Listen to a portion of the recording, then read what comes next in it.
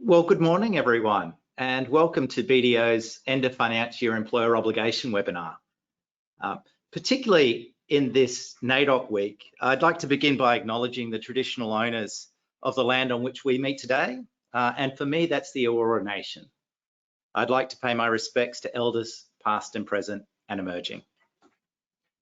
So our session today is going to take us through a range of federal and state tax obligations that arise for employers at the end of the financial year.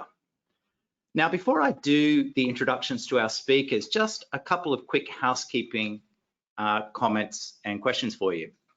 So if you do have any questions, we do have a questions tab, and you can submit your answers to questions as we go through the session. We'll try and answer them as we go through, but if we don't get to them, we might do it at the end of the session or certainly respond to you after the session is done. If you've got any technical challenges, there's a link there to the support where you can get some assistance with any tech problems which you might be having. At the end of the session, we'll follow up with an email that will contain the presentation slides, a link to this recorded session, as well as the speaker contact details in case you have any further follow-up questions.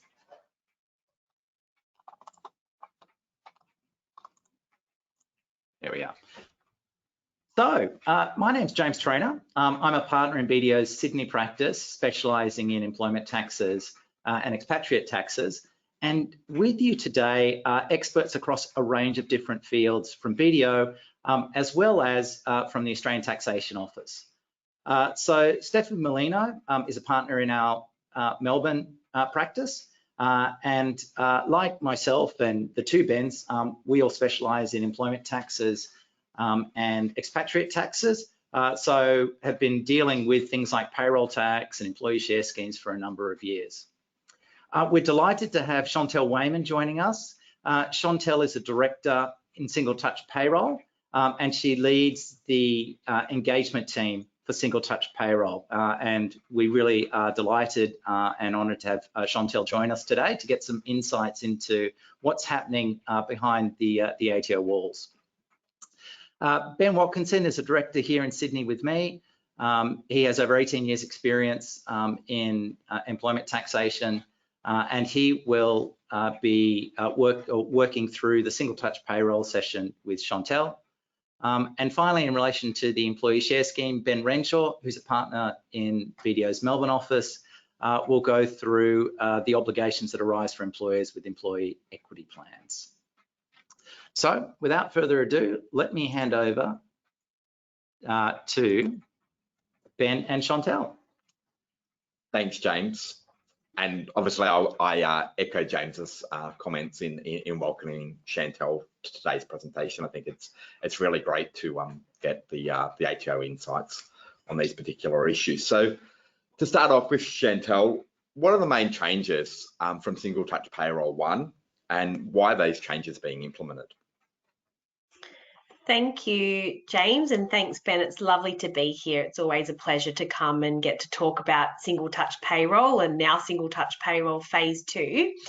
So I think it's really important, before we get into the actual changes and the detail, more talk about why we're doing it first. So really what we're doing is we're building on Phase 1. And Phase 2 requires employers to report additional and more granular information for every employee each payday. And we've expanded the data collected in the STP report, really so that we can share it with Services Australia. And that's to help them administer the welfare system and improve their services for customers and helping their customers get the right payments at the right time. So we now share STP data with Services Australia and the agencies like Centrelink, etc., on a real-time basis. Now, while it started on in January of 2022, we'll talk about the transition approach as we go, Ben, if that's okay. But I thought I would share with everybody that implementation's going really, really well. We have over 160,000 employers now reporting Phase 2 information for over 2 million individuals. So we are off to a really good start. If we jump onto the next slide now, we'll just quickly talk around, some of the things that we've introduced and what we're trying to do to streamline reporting obligations for employers. So we've really specifically designed the Phase 2 report to remove some of the reporting burden for customers of Services Australia, because we're sharing their employment information now on a real-time basis to help them get the right payments, like I said. And what we've also tried to do is remove some employer reporting irritants, such as having to provide separation certificates when employees leave and having to report income information about employees to multiple government agencies. We'll talk about how we're going about some of these things throughout the session, but for instance, tax file number declarations and having to send those to the ATO will be significantly reduced as well. So you can see there that there's a couple of other changes, like child support can be reported through STP2 on a voluntary basis as well. So you can see what we've really tried to do is help Services Australia with the information they need about employees, but also try to remove some of that extra reporting paperwork for employers. Thanks, Ben. That's great, Chontelle. So when does Single Touch Payroll 2.0, I know you've sort of mentioned that people are already there. So when did we sort of technically jump into Single Touch Payroll 2.0? And sort of what should employers do if they do actually sort of need more time to comply? Yeah, look, it's a really, really good question, and it's been a little bit of a different approach to transition this time, rather than a hard start date like we had with Phase 1, because many digital service providers or software providers needed more time to get ready and transition their customers. I think if the last few years has told us anything, you never know what's around the corner. So of course, you know, we did have a start date of a July 2021 originally. We've now moved that to 1 January of 2022. But really what we did is said to DSPs or providers, you know, when can you be ready? And if you need more time, you can apply to us for a deferral, and that deferral will cover your customers. So many people on the line today are probably still covered by their software providers deferral, but lots of solutions are ready now. So if your solution has been updated and it's now ready, you should really start reporting as soon as possible. Like I mentioned, we've got lots of employers already in, so we are well and truly in full flight. I think if we think about this time last year, STP2 was something that was sort of like in the distant future for everybody, but it's here now. So really, if your product's ready, you should be reporting or be planning to start reporting as soon as you possibly can, and don't leave your transition to the last minute.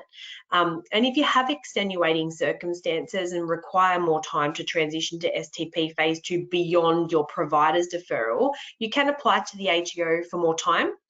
There is a delayed transition tool available in online services, and of course your registered agent can apply on your behalf as well. But my message around applying for more time is we need to really see that you've taken steps to prepare and transition. We don't want to see employers putting this off to the last minute. There are some steps that we'll walk through today and talk about. And things to do to prepare. So that's my message really, Ben, is it started on 1 January. It's been a bit of a staggered implementation approach, but we are well and truly in Phase 2 flight now. That's great. So what are sort of the key changes, I guess, with sort of Single Touch Payroll 2.0, Chontelle? Yep, so we'll talk about definitely the key changes as we go through, Ben. Obviously, disaggregation of gross is a key one, and there's a lot of changes around allowances. But before we did that, if it's okay, on the next slide, I wanted to kind of just touch on the things that aren't changing, because I think that's really important context. Right. So, you know, yeah, cool. So there's loads of things that's not changing, right? So you still report through your STP reporting through STP-enabled software. A vast majority of software providers are updating their products. If they haven't already, they're doing it right now. And, you know, finalisation requirements still remain the same. So you still report through your software. You still have to finalise all of your employees by the 14th of July each year. And importantly, we've not actually changed any underlying tax and super obligations. So those things remain the same as well. Essentially what it is we're just putting more in the report, but those underlying, how you tax something, whether super applies, etc., those sorts of things haven't changed, Ben. That's excellent. So I guess we've sort of been receiving, as you said, as clients sort of transition and begin the transition process, various feedback, you know, in the market. And I think sort of a key issue, as you sort of touched on, is the disaggregation of gross and treatment of allowances is sort of a key challenge. I guess sort of what guidance or tips would you have for people in implementing those changes? Yep, so let's go through those now. I'll kind of cover the key changes of STP2. Then I'm going to spend a little bit of time on allowances. So if we just go to the next slide now, or this one right here, disaggregation of gross is really a key change. And I'll talk about that in a little bit more detail, but just some of the other changes as well. We've introduced new fields, which means you'll no longer need to send us TFN declarations. You'll let us know in your STP report whether your employees are doing things like claiming the tax-free threshold, whether they have a Medicare levy exemption, whether they've notified you that they have a study and training support loan. You'll let us know things like whether they're full-time, part-time or casual. When you report this information to us in your STP Phase 2 report, you'll no longer need us to actually send us the TFN deck. An important reminder is, though, you still have to actually obtain the TFN deck from your employer. It's just that you don't have to send that to the ATO anymore, because you'll have given all of that information to us in your STP report.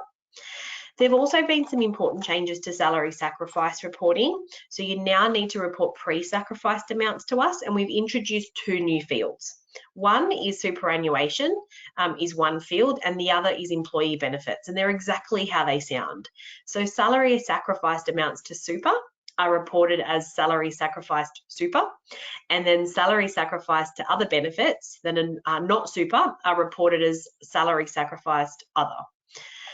One of the other key changes, and some things that you might need to know about if you have inbound assignees or you pay those sorts of, expats, etc., is that you'll need to report a country code. So for foreign employment income, the country you report is the employee's host country. And for inbound assignees, it's the home country of the payroll the person is being paid from. We've got lots of really good guidance on this, so I'm just really touching on some of these key changes rather than going into a super amount of detail. Yeah. In terms of income type, that's another key change. So you'll now need to assign an income type for the amount you pay.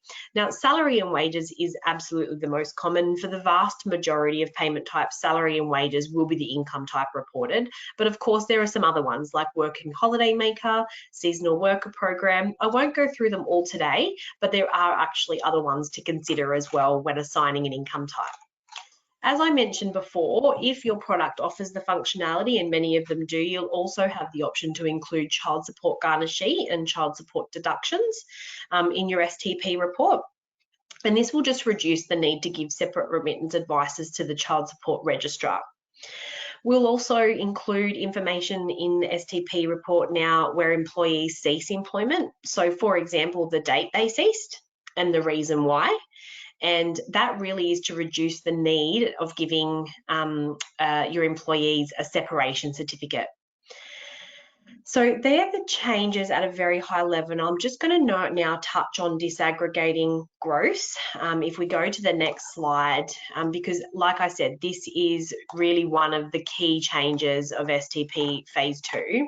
So if we think back to STP Phase 1 or currently, your STP report includes a gross amount.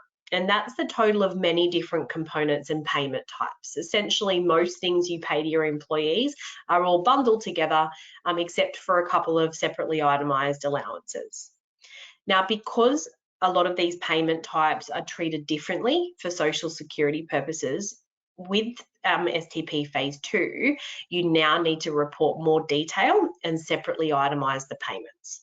So as you can see on the screen, you need to separately report things such as paid leave and overtime, director's fees, and bonuses and commissions.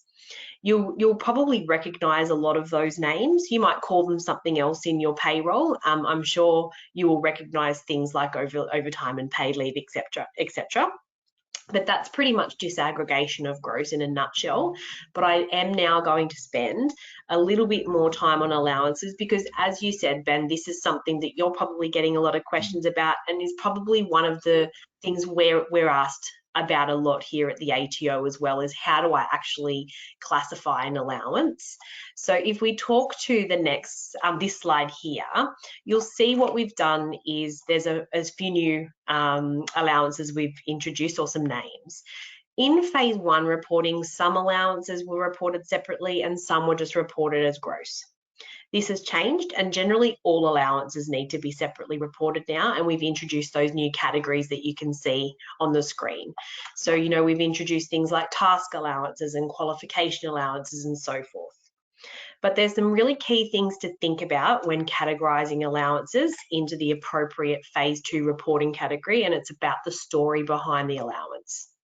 So if we jump to the next one now, I'm going to go through a bit of a scenario, because I think you know, as we've been teaching employers what they need to think about, this story has been resonating with people.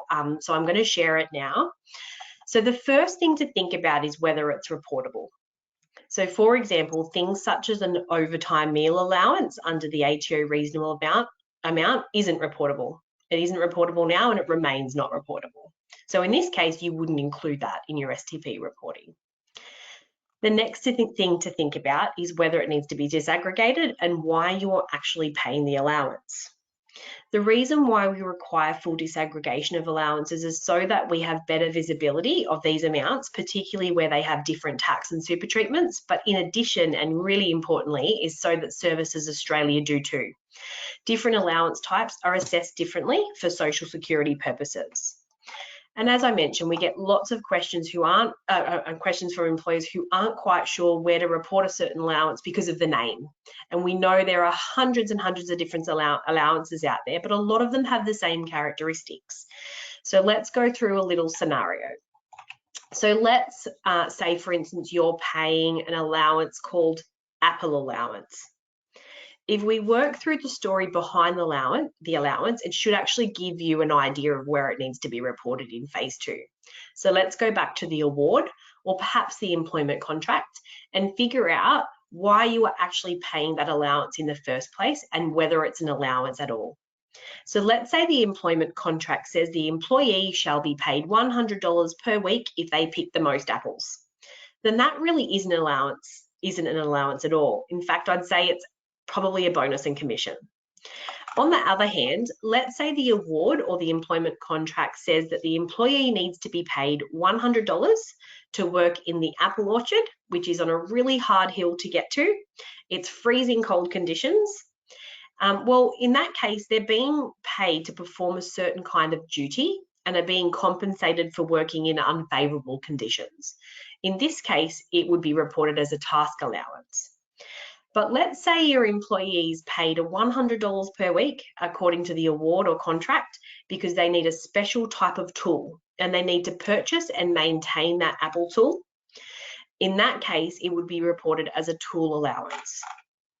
So I think the key point is here, Ben, that when working out where to map the allowance, it's best to go back to the award or the contract and really get back down to the nuts and the bolts of what the allowance is actually being paid for. And then I think it will help you make a really good decision about where it needs to go in the STP report. If we jump to the next one now, I just want to just touch on a few things we're seeing in STP Phase 2 reporting by real employers at the moment, and it's about other allowances because there is a category called other allowances or allowances other. Now, this is really to be used when the allowance doesn't belong somewhere else, and there are some specific things that do belong there, so I would encourage you to have a look at our employer guide, but we are seeing instances where employers are reporting lots of other things at other that clearly have a home somewhere else, and you can see some of those on the screen now. So, you know, for instance, we're seeing some people report things like Saturday and penalty rates in other. Now, they have a home somewhere else, either in gross or in overtime. You know, tools and equipment, we know that there is an allowance category called tools. Qualifications and license and certificates, we know that there is an allowance category called qualification. So just be really careful. My message here is other is not a dumping ground just for whatever you can't find another spot for it.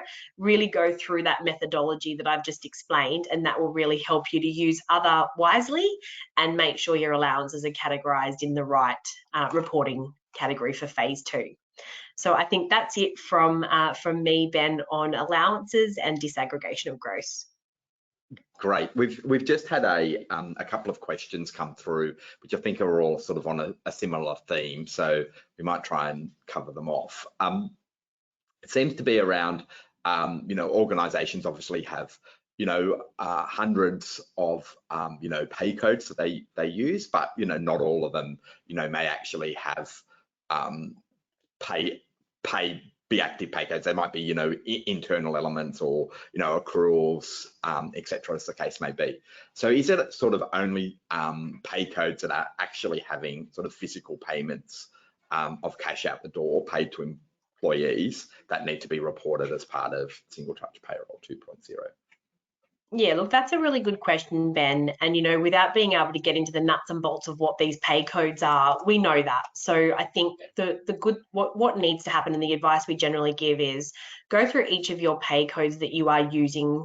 Only payments made to employees need to be reported in STP2. But go through them methodically and sort of, even if your product isn't ready yet, I've seen a lot of employers kind of get a spreadsheet, go through their current pay codes and sort of start pointing them where you think they go. Does that get mapped to gross?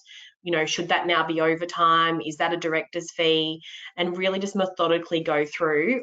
One of the things I've seen a couple of employers do is a bit of an exercise. It's a bit of a pay code review, and even retire and sort of, sunset some of those pay codes that might have been in the payroll for the last 15 years but haven't been used in that long.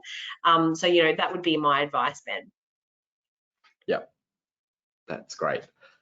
So I think that sort of leads in well to sort of what are the checklists and resources and material that, the ATO have available for employers. Yeah, absolutely. So really there's some readiness questions to ask yourself. So do you know when your provider is releasing the changes if they haven't already? Some providers are releasing changes in a bit of a staggered way. Releasing little bits and pieces as they go, and they might not be ready for your full transition until a certain date, but you need to make sure you're sort of tuned into their blogs, their communication channels, however you would ordinarily receive information around your updates through your provider. A question to ask yourself is, do you actually have a plan in place? This is a significant change if you have a really big complex payroll. So do you have your people in place? Have they been coming to ATO webinars? Do you have appropriate resourcing? Do you actually know your go live date? These are the sorts of things I think that are really important now as we move towards, a lot of the DSP deferrals are actually expiring towards the end of this year if they haven't already. In terms of our transition approach, like I said, many providers needed more time to update their payroll products, but a lot of them have done that now.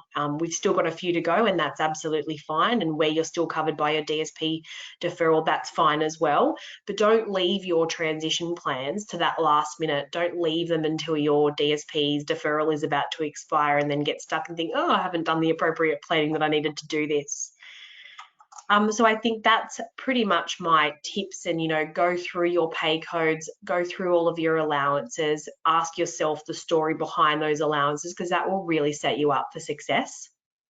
And then just on the next slide, we've really got all of the ATO resources. We've done stacks and stacks of getting ready over this kind of last 12 to 18 months to make sure there's plenty of material out there for you. So we've got our detailed employer guide. If you haven't already had a look at that, we just did some enhancements, particularly around the allowances section. So I really would encourage you to go and have a look at our employer guide. We've done our big webinar series last year. So I think there was a 5-part webinar series. Granted, some of them can be a little bit long. You might not want to watch every single one of them, but there are some really great practical tips. And we've got agents and some industry professionals as well that have come to help us explain the changes and apply those practically to some examples. And then I just wanted to also do a little bit of a shout out that over the next couple of weeks, we've just recorded a very short, sharp 9 videos, topic-based videos that are just, I suppose you would say, helping out employers get it right. and some learnings that we've had from employers that have already transitioned. So watch out for those. Essentially, if you just subscribe to the ATO newsletters, like Tax Professional Newsroom, for if you do those ones, or the Small Business or the Large Business Bulletin, we generally will promote any new resources through those channels. And of course, just a plug for BDO, they're there to help you as well. So if you've got any questions or you need any support, of course, we would always encourage you to go to your agent. Thanks, Ben. Great. Thanks, Chontelle. And thanks for your sort of insights into the sort of single touch payroll 2.0 journey. Before I sort of hand over to Steph to just cover off some tips and tricks in the payroll tax and workers' comp space, a couple of things that I sort of just wanted to draw out. And, I think most of these Chontelle's also, touched on. I think, the key sort of thing that we've been talking about this morning is, this concept of disaggregation of gross is really a key element. And it's, now is the time to be reviewing your pay codes and, be making sure that you're comfortable, that you have appropriate pay codes to be able to comply with single touch payroll 2.0. For example, leave loading, I think, is a good example in this space. Like leave loading that's paid for a notional lost opportunity to work overtime is actually non-superable and would, need to be mapped as overtime effectively for single touch payroll 2.0. So, we need to have appropriate code set up for that. Whereas, leave loading that's paid without, the notional, not in consideration of notional lost opportunity for overtime is actually, just ordinary, leave payment and effectively superable and would need to be mapped accordingly. And I think sort of now is sort of, really the time to be doing that sort of clean up, health check of your codes. As Chontelle said, you can potentially even, increase the efficiency of your system and payroll system by retiring some old codes. The other point that I just sort of wanted to draw out quickly is that, there's a lot more information going to be available to employees as a result of single touch payroll, 2.0 and the reporting we're doing. So again, it might be timely, to consider your, EA or WARP positions. Have you done, a recent sort of health check or review of those to be making sure, you're picking up, the relevant entitlements and paying the relevant entitlements for employees under those agreements, because, there's extensive, additional information that will be available to employees in that regard. Finally, just probably, not really a question for Chontelle, but maybe probably a bit of a teaser for the room and for us all to sort of think about is, well, with all this extra information, available, what will this mean for, compliance activity for the regulators going forward? Will the, ATO compliance activity in the super space, utilize data analytics based on this additional, STP 2.0 information that they have available on what people are paying? Will the Fair Work Commission, use this data eventually, to conduct, the wage reviews and compliance activity that they take? I guess it's a bit of a sort of, watch this space, but I guess these are the sort of, questions that employers need to be thinking about and getting themselves comfortable across as we transition to single touch payroll 2.0. And on that note, I'll hand over to Steph.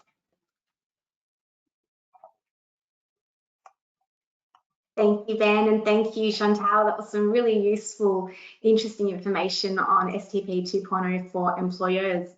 So good morning, everyone. I'll be spending the next 15 or so minutes discussing payroll tax and work cover, workers' compensation. I'll be detailing the upcoming reporting obligations and deadlines, discussing what needs to be reported, and providing some key updates and focus areas. And given we are lucky to be joined by Chontelle this morning, I'll also be getting some perspective from Chontelle in relation to single touch payroll and what it means for payroll tax and work cover purposes. So this first slide sets out the reporting obligation deadlines for the annual reconciliations that are coming up. You'll see most jurisdictions have to lodge their annual reconciliations by the 21st of July. There are 3 jurisdictions, being New South Wales, South Australia and the ACT, who have an extra week to lodge those annual reconciliations until the 28th of July. Now moving on to the next slide. So payroll tax is a state-based obligation. The legislation is mostly harmonised across the jurisdictions. However, there are some unique differences. So I've set out on this slide what makes up taxable wages, and in most cases it should be aligned, as I've mentioned, but I did just want to cover off on contractor payments. Contractor payments is an area where there are some differences. In all jurisdictions, with the exception of WA, you have what are known as relevant contract provisions. So basically, if you're engaging a contractor, those payments will be considered taxable unless an exclusion applies. And some of the more common exclusions are the 90-day rule. So basically, where you're engaging with that contractor for 90 days or less, they can be excluded. And another common one is engaging labour exemption. There are some differences in some jurisdictions where not all exemptions are available, but largely you've got the relevant contract provisions in all jurisdictions with the, as I mentioned, exception of WA. So in WA, if you're engaging with contractors, basically you need to look at the common law treatment of that contractor. If they're considered an employee at common law, then you'll need to disclose, otherwise no obligations. And as we work further down that list, employment agency contracts are considered taxable wages consistently across Australia, directors' fees, fringe benefits, superannuation, shares and options, nomination fees. Now moving on to the next slide. I have just got an update here. So this is some changes that were introduced during the 2022 financial year in Victoria. Basically in Victoria, we have something known as the mental health and wellbeing surcharge. That was introduced on 1 January 2022 for employers who pay Victorian taxable wages. The surcharge is imposed on a tiered basis. It's 0.5% of Victorian taxable wages where total Australian wages exceed $10 million per year. And there's an additional 0.5% of Victorian taxable wages for where your total Australian wages exceed $100 million annually. Given this commenced partway during the 22 financial year, there's a transitional period for June, and those thresholds are $5 million and $50 million. For employers who are grouped, you look at the total grouped Australian wages when determining whether you have an obligation to pay that surcharge. Another change for regional employers in Victoria that commenced on July 2021, and that was a further reduced payroll tax rate, gone down to 1.2125% from 1 July 2021. So it brought forward that reduction 1 year earlier. And that brings it into line so that all regional employers have access to that rate. Previously, it was just bushfire affected local government areas that had access to that rate a couple of years earlier. So now that lower rate is consistent for all regional employers. Now moving on to the next slide, I wanted to provide a bit of an update. There were some state budget measures that were announced in recent weeks that have some changes from a payroll tax perspective. In New South Wales, we're seeing a return to the payroll tax rate of 5.45% from 1 July 2022. There was a temporary reduction of 0.6% for FY21 and FY22.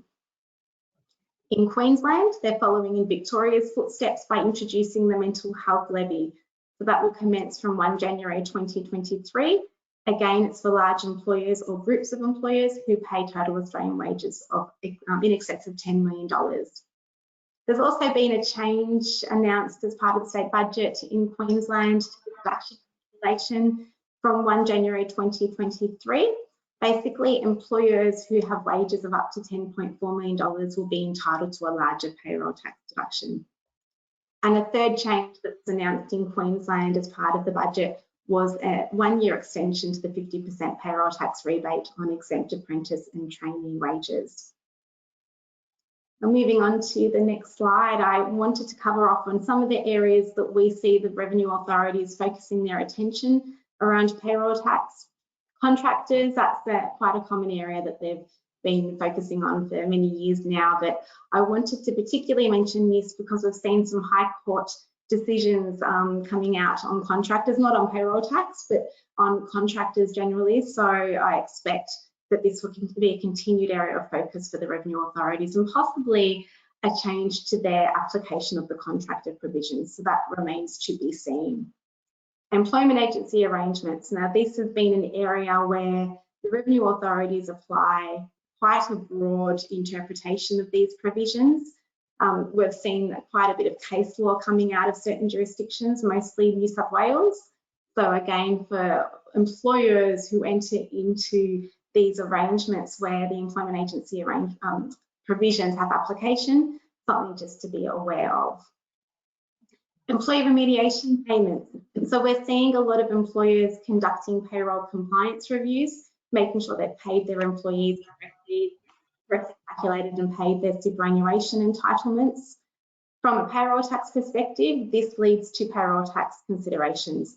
So it's an area that the revenue authorities want to ensure employers get right and they consider their payroll tax obligations.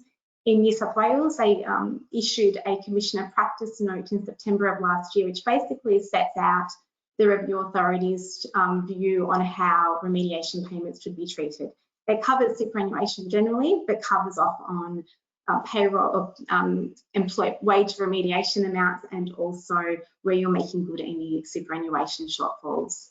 And we expect the other jurisdictions will likely follow with a similar position.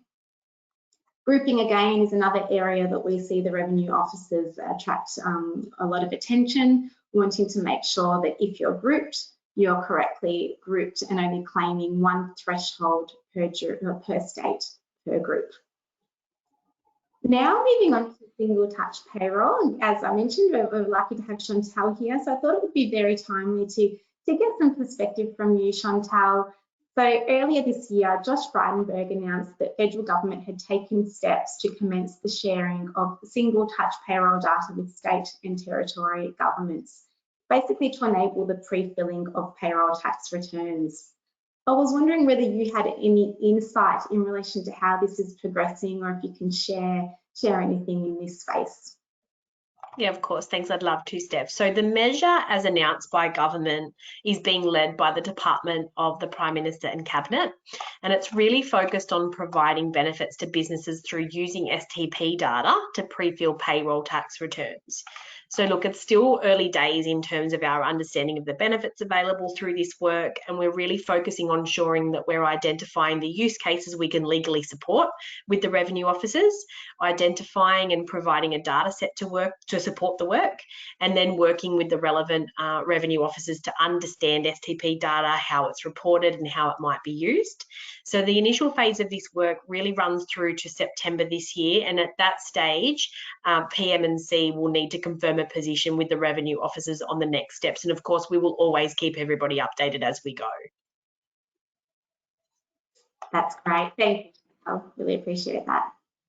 Pleasure. So that covers payroll tax, and I just wanted to spend a few minutes covering work cover and workers' compensation. So workers' compensation is quite different to payroll tax. Whilst it is a state-based obligation, there is very unique legislation in every jurisdiction. So as I mentioned before, from a payroll tax perspective, where we see largely aligned legislation and treatments as a result of harmonisation, that is not the case for work cover. So I wanted to point out that organisations that employ across different jurisdictions, it's really important that you're aware of your obligations, because one common error that we see around work cover is employers will complete their annual reconciliations. They will then use those taxable wage calculations and disclose that as rateable remuneration for work cover purposes. But that is not the case in many instances, because there are such differences across regimes. So what is actually included in your rateable remuneration? I've got a non-exhaustive list set out on the slide. This is just a few items, but you've got salaries, wages, allowances and bonuses that constitute rateable remuneration, and there are some differences amongst each of those categories across the various jurisdictions. Contractor payments. Now, this is another interesting one. So basically it looks at who is a worker for workers' compensation, and therefore whether you need to disclose those contractor payments in your rateable remuneration. Again, there are differing tests regarding who is a worker in each jurisdiction. Some jurisdictions, such as Victoria, have specific legislative provisions on how to determine who is a worker and therefore what payments you need to include. Other jurisdictions, it reverts to the common law assessment. Fringe benefits. Again, there's an inconsistency around how fringe benefits should be disclosed in each of the various jurisdictions. Some jurisdictions require just the taxable value of fringe benefits. Other jurisdictions require the grossed up amount. And superannuation, again, there are inconsistencies across the various jurisdictions around what needs to be included. So care should absolutely be taken when you're engaging workers and having policies in different jurisdictions to ensure you're not under or equally over calculating your obligations. Now moving on to the next slide. Again, we've got some quite unique dates for each of the jurisdictions around lodgement. So certification of your 2021-22 remuneration. You can see in Victoria that's coming up in October for large employers and in March next year for small employers. And then lodging your estimates for the upcoming year. Again, in Victoria, you've got a date of August, 15th of August, which will allow a 5% discount. If you provide those estimates on 1 October, you're entitled to a 3% discount on your premium. And then the other jurisdictions I've listed there, you've got a ranging reporting obligations and deadlines across the various jurisdictions. So just be conscious of that. Now, again, having Chontelle here, making the most of her expertise, I thought it would be great to hear from Chontelle in relation to STP. So you provided some insight around pre-filling of payroll tax returns and that sharing of information with the state and federal government authorities. Are you aware of any intentions of the ATO sharing STP data with the WorkCover authorities, particularly for the purposes of quantifying an employer's rateable remuneration? Yeah, another really good question. So I can confirm that we're not aware of any current plans and there's nothing currently on our roadmap or in place. But of course, if an agency did approach us, and that's obviously always a matter for government as well, we would obviously work through with the relevant authority if that use case arose to work through, similar to what we've done with the payroll tax pre-fill, is just to make sure the data is actually fit for purpose and it would be useful to their use case. But at the moment, Steph, I can confirm we don't have any immediate plans to do that. Thank you, Chontelle. And that's been, really great to get your perspectives. And that wraps up my input around payroll tax and WorkCover. I'll now hand over to Ben Renshaw, who will be providing some insight in relation to employee share scheme reporting. So thank you, Ben. Thank you, Steph. Thank you, everybody. I hope you can hear me well. A fantastic session so far today. I've been asked to sort of wrap this up, as Steph mentioned, to talk about ESS, employee share schemes, and the reporting obligations that sit around them, given that it's the right time of year to do that. What I thought I'd do is touch on some of the high points. We're not going to have time to get into a huge amount of detail on any of it. I think a lot of you who deal with these will know that they can be quite simple until they're not, and then they get quite complicated quite quickly. But anyway, we'll push through, and if there's any questions, we can deal with them at the end. Now, the reason for the relevance here is really those first two dot points on this slide, that reports of taxable amounts to employees are due by the 14th of July, and ATO reporting of ESS taxable events are due by the 14th of August. Now, both of these deadlines are important. I perhaps would say that the second one is more relevant and more critical than the first one. However, it's important that your employees know what the taxable amounts are that they need to report on their tax returns, and it's important that that information gets to the ATO so it finds its way into pre-fill reports. So they're the two deadlines that we're sort of talking about dealing with, and one of them is just approximately a week away. A few little things on this side that sort of trip people up, that really what we're talking about is shares or options issued by employers. It could be in a parent company. It doesn't have to be in the employer company. We often see in multinational companies issuing shares or options in the parent co that's overseas. Nonetheless, the Australian employer has an obligation to meet these reporting requirements in Australia for their Australian employees. Similarly, people sometimes get a bit tripped up that we're not just talking about employees, we're talking about people close to employees. So if the ESS is issued if the options or shares are issued to an associate of an employee, it could be a spouse, could be a trust, they still need to be treated as if the interest was issued to the employees and reported accordingly. Likewise, contractors and company directors occasionally get forgotten about here because they may not be seen as employees as such. We still have to consider those two groups of individuals for ESS reporting purposes only. And then that last point we'll spend a little bit of time on really is talking about what do we report when. Really, we're talking about this term taxing point. When a plan reaches a taxing point in the year that it does, that ESS reporting is required at the end of that year. And we'll spend a few moments on the second slide to talk about, on the next slide to talk about when that taxing point might be reached. So really roughly, and it doesn't work perfectly, but you can sort of break them up into two groups. Tax upfront schemes, where the taxing point is at the same point as the share or the option or whatever it might be is issued to the employee. Effectively, we say that the grant date of the interest is the taxing point there. You'll see we've got startup in that sentence as well. I'll come back to startups, to companies that fall into a startup group in a second. The more common one that we see outside of startups is really the tax deferred schemes, and that's really around where shares or options are issued, but the tax issued now as a way of incentivizing employees to perform well going forward, and the taxing point for what they actually receive is pushed out to a later date. So we're not talking about reporting and taxing at the grant date, we're talking about some later date. And you can see for shares, you can see on the side there, we're broadly talking about when there's no risk of forfeiture or no restrictions on the disposal of the share. If that point hasn't arisen, then we're talking about 15 years from the date of grant, which is obviously a long time away. And it is, I think, fairly unusual to have share plans in place that do get to that 15-year point, but it certainly does happen from time to time. And then the third point there, the cessation of employment has historically been a taxing point as well. And this created an awkward circumstance where somebody left employment but was allowed to keep their share or option plans on foot or in place.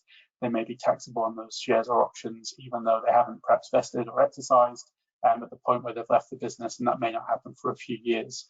Now, this rule has been changed from 1 July, so cessation of employment is not a taxing point any longer. Which is a good move. I think it makes sense. It sort of aligns more exactly the taxing point or position with when the individual might actually generate some income from the share or the option. But it does create this little point just to watch out for, that if someone has ceased employment before June 30, 2022, you're still going to have a tax. You may well have a taxing point for them if they've been left with their shares or options on foot that haven't vested or exercised perhaps, whereas people who leave employment post 1 July 2022 are not going to have that same problem. So just a little change there to be aware of. Now I'm going to come back, before we move on, I'm going to come back to the startup concessional rules. I don't think we've got too much in the slides around it, but I think it's really important to understand that there's a really good scheme in place that provides some extra concessions or benefits for startup companies. And by startup companies, we're broadly speaking around organizations that are unlisted anywhere, that have an aggregate turnover of less than $50 million and are younger than 10 years old. The scheme that was put in place post June 30, 2015 for those guys, so we'll actually, because these companies typically don't have a lot of cash perhaps, need to incentivize staff in a slightly different way, need to be competitive in maybe the tech space, the tech market, which is super competitive, and in other countries relies heavily on people being effectively paid in equity. What the government said is, we won't tax at grant, we won't tax at vest, we won't even tax at exercise. If you meet these rules, you fall into these concessions, the employee won't actually pay tax on what they receive until the point that they eventually sell the underlying share. So someone can be granted options in a startup today that don't vest for 5 years, or they don't exercise them for 5 years. Even at that 5 years later point, they're not going to be taxable in the hands of the individual. It could be another 5, 10, 15, 20 years, who knows, before the employee decides to sell those shares. That is the point that they'll be taxable upon them. A good scheme, and really works well to incentivize workers in that space. I think the difficulty, I think, is the reporting. There's a couple of points to note. One is that there has to be an exercise price in that scheme for it to be valid, and it has to be at or close to the share or option price at the time of grant, depending on which of the two it is. That requires a valuation to be done at the point that the grant of those shares or options occurs, and those records need to be kept. Now, there's a fairly simplified process for doing that valuation, but it's important that records kept of valuation of shares or options that are granted under concessional rules. And that also is the point that these things need to be reported to the ATO. So even though the taxable value is likely to be zero at that point, reporting is still required in line with the ESS rules, and that's why I sort of want to spend a bit of time on it. So outside of the concessional, the start of concessional rules, you can see on this list, similar to shares we spoke about earlier, you can see on this side that rights acquired post June 30, 2015, the taxing point for deferred plans comes up at specific times, generally where there's no risk of forfeiture. Again, we spoke about that before. No restriction on disposal, and that's an interesting one because lots of plans do include this idea that you may be able to invest and exercise your options perhaps, but you have to hold them for further 2 years and there's no opportunity to sell them. That further 2 years may push out the taxing date further. So it's really important to understand the terms and rules of the plan in general and these specific offers to employees to understand when the taxing point might fall. Again, upon exercise, that's the obvious one. The employee's chosen to exercise their rights or options. They have them in their hands. There's no more risk of forfeiture. They have the underlying instrument, the underlying share, and they can dispose of it as they see fit. That becomes a taxing point, even if they choose not to dispose of it and hold on to it. That's a taxing point. 15 years we've spoken about, and cessation of employment was spoken about previously. Now, the point on the bottom is fairly important. There's a slight change to the date that you might value shares and what the date you might call the taxing point if they're disposed of within 30 days of the exercise. So if I dispose of them, if I exercise shares today, but I sell them in 2, 3, 4 weeks time, the taxing point and the valuation date will be that 2, 3, 4 weeks time because it's within 30 days of the exercise. So you do have to be cognizant in the reporting process of not just, well, who's exercised and what was the value at exercise. You also have to think, well, has anyone been able to and has anyone actually disposed of those shares within 30 days, because that does push things out in terms of valuation dates a little bit. Now, the example on here talks about April, and obviously if we're talking about April or May, then 30 days is still going to be in the same tax year. But you do sometimes come across circumstances where the exercise date might be June 15th, but there's a sale 30 days later, which could push the reporting and the taxability into a different tax year. So that's just something to keep an eye on as well. That 30-day rule sometimes gets missed and sometimes can be a little bit tricky to track, because you have to know when your employees have disposed of the underlying shares. Just moving us on from there. So I think it's important, I'm not going to spend too much time on this, but it's just important to understand that from a state perspective, there are some differences. You effectively have a choice in a number of states, certainly Victoria and New South Wales, of when you declare ESS income for payroll tax purposes, and that could either be at grant at the value of the shares at grant, or it could be at exercise, effectively exercise when the individual realizes the value of those shares. Now, most people probably push this into exercise because that's when the value is known, but that's not always the case. Sometimes, especially with really low value shares or options that are expected to grow quite quickly between that grant date and the exercise date, it may pay to report them for payroll tax purposes earlier on in the piece. There's also a point here just to keep in mind that says that this might be interesting with cross-border employees who are in one country at grant and are in a different country at exercise.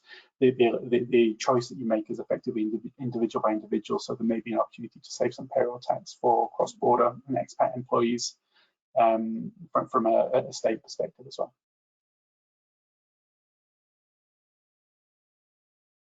So to talk a little bit around, we've talked about the how, the when, and the reporting. This is we've talked about the why and the when of the reporting. This is a little bit around the how. The reporting, ESS reporting, can be done via the portal or using specific software that talks to the ATO and reports. Now, the portal reporting is limited to 50 employees and a maximum of 3 transactions, share types, transactions, events. And you have to input that data manually per employee. Now, once you get beyond that 50 employee number, or actually even if you want a more streamlined approach to doing this reporting, you then have a little choice that you've got to use software that's built using a specific language that the ATO's platform understands and can take that data in. So unfortunately, it's not something, once you get past that 50, that's easy to do. It takes a bit of time to build that software.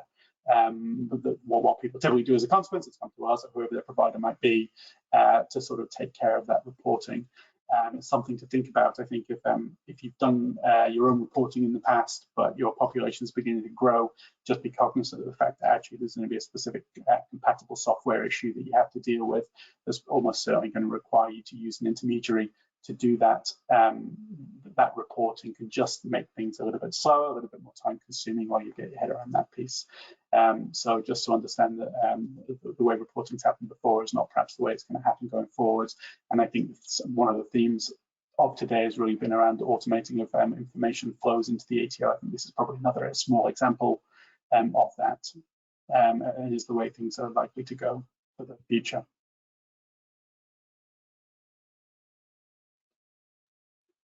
So I think this is my final slide, which works well time-wise. And I think some of these I've touched upon, that the requirement to still issue statements to employees where perhaps you've hit a taxing point, but the taxable value is nil, and the startup concessional rules are, I think, a real good example of that. You may be just filling out forms for individuals where there's no actual tax to pay, but nonetheless, the only point to report to the ATO for those concessional plans is a grant, and that's what's expected and required. Expat employees, we've spoken about in the context of payroll tax. We also commonly see situations where expat employees, the entire grant to vest period, because part of it's been in Australia where they've been taxable and part of it's been overseas where they haven't, you may only be required to, you may be able to apportion the total income that they're going to get between that and foreign and Australian periods of service and report accordingly. Now, the most effective thing to do is to apportion and at the same time as you're doing the reporting. But actually, that's not as easy as it sounds always for bigger groups of employees in particular. What we often see is that the gross value is reported and then that apportionment is taken care of on the tax return, which is a little bit more complicated because we have to explain it on the tax return as well. But it's a point just to be cognizant of. A little point there on indeterminate rights. This comes up from time to time. A number of plans actually have the potential to settle in shares, and then we're in ESS reporting world, but may also have a functionality in the plan itself to settle in cash, and that may not be decided until very late down the piece, years after the grant. Perhaps, no, we're not going to give you shares, we're going to give you the equivalent cash value, and the plan may support that, and that's fine. You then need to think about withholding tax in a different way. STP we've talked about, pay-as-you-go, superannuation, those sorts of things, which on the face of it don't occur for ESS income because it's taken care of on the tax return. So watch out for indeterminate rights plans that actually settle in cash rather than shares. And the last couple of points really quickly, extensions certainly available. So certainly we can help with those things. The preference really is to get this done as quick as possible because your employees want to generally do their tax returns and take care of those pieces.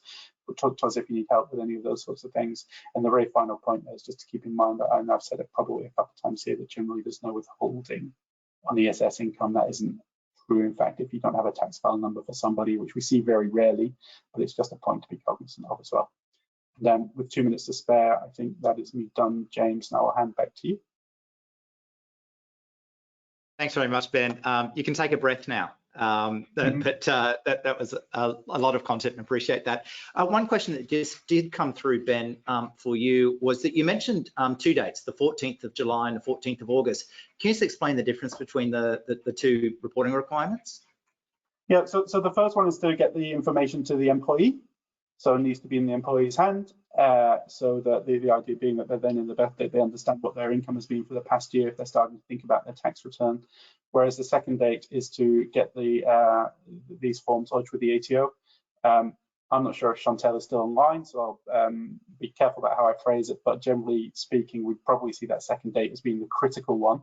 It's very unusual that employees are super focused on doing their tax return within 2 weeks of the end of the tax year. We don't see too many employees too concerned about that one. So while that is absolutely a requirement, making sure you're in a position to lodge with the ATO, I think is the important one. And actually, as we said, with the software requirements now, that can sort of be the one that takes a bit more work and time to get done. So both really important, but I think missing that ATO one would be more problematic, generally speaking. Excellent. Thanks very much, Ben. Well, we did have quite a few other questions that came through, but I'm just mindful that we have hit 12 o'clock. So as I mentioned at the start, with those questions, we'll take them offline and then respond to the questions that popped up. But just as a quick recap, I'd like to thank Ben and Chontelle from the ATO talking about single touch payroll. I think the key takeaways that I took from that is to be prepared. Don't wait until you're just about to hit the deadline to start thinking about single touch payroll 2.0, but actually get in now, look at your wage codes, do the work now so that you are prepared when your reporting deadline comes, because this information is going to be shared with a lot more people now, with your employees, with other authorities. So it's important you get that right up front. So start now if you haven't done so already. Then Steph then took us through payroll tax and workers' compensation. And whilst there are lots of similarities between the states, it is enough in the way of differences that you just need to tread very carefully where you've got employees working across multiple states. And we won't touch on it now, but there's questions around, when you've got employees that live in one state and work in another state, how do you treat them? So look, they present their own challenges. It's not a simple answer as to what you do in all those instances. So again, just to be careful when you're looking at different states. And finally, Ben Renshaw took us through employee share schemes. And look, it's really important with share schemes that you understand the details of the plan and the offer to the individuals, because it's differences between them down to an individual level that can result in different taxing points and then different ESS reporting obligations. So it's an effort to spend the time to go through and find that level of detail, but it's important because that's what you need to do in order to get that right. So once again, look, thank you very much for joining us today. Thank you to all our speakers and to Chontelle for giving us insights into what the ATO has been doing. As I mentioned up front, we will respond to the questions. We will send you an email with some more information with the slides and some feedback requests. But do take care, particularly if you're somewhere on the East Coast and getting drowned in rain. I hope everyone is safe. And otherwise, thank you very much for joining us today and enjoy the rest of your Wednesday. Thank you.